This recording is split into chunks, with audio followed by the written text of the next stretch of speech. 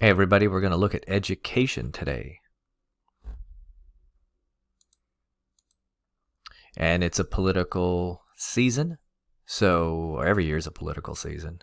And whether it's a presidential year or it's a local election year, depending on where you live, depending on the year that you're listening to this, you can find that education is always a top priority of any politician who's running. You never hear a politician say, "I want our kids to be dumb."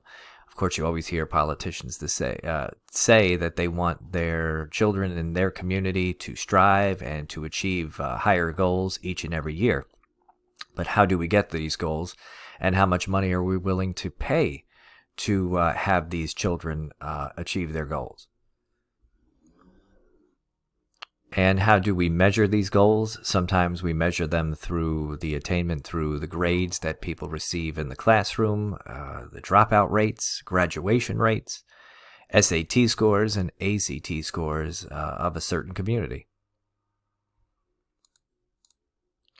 We've also noticed that increasing the expenditures or teacher salaries, classroom sizes, pretty much are unrelated to student achievement, but we always tie education spending to how well our kids are doing in the classroom. And therefore, you end up seeing people turning to magnet schools or charter schools to get better results. We also have vouchers where governments will provide some sort of financial assistance to families who might want to go to a better school system. The positive is that the children will go to a better school system. The downsides would be that other people are paying for the vouchers, and that the schools that aren't doing very well may close. Then there are virtual schools, and I think the jury is still out on that one. You have the fully online classes and blended learning classes that we are getting involved in now more and more because of the pandemic. And anytime you have education policy, remember you have the local governments, the states, and the federal government involved in it. The federal government came up with Common Core, which the states would put into an initiative during the Obama administration.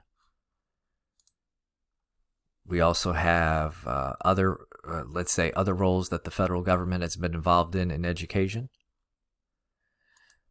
But the reality is that the federal government, in terms of its educational revenues by source, the federal government is the lowest. Most of the funding comes from the states and the local governments.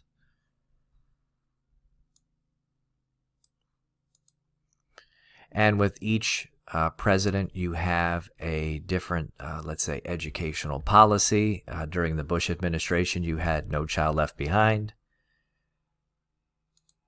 And during the Obama administration, you had the Race to the Top program.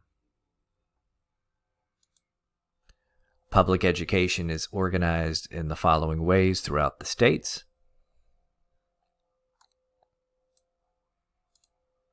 And of course, we always wonder where the money is coming from, where the money is going to, how that money is being spent.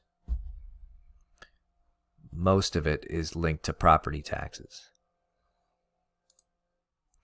Remember, it's very important that you vote in your local elections, especially your school board elections, since those people are basically making the decisions for your kids in your communities. And don't forget, we also have the politics of higher education. Whether it's at the community college level or the four-year university, politics and education and funding and revenue sources and revenue streams are tied together.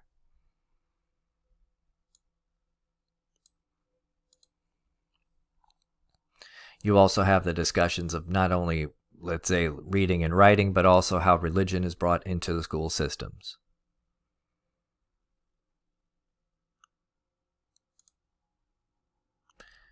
We also now have bigger challenges for our children. How do we protect our children from, bullying, for example?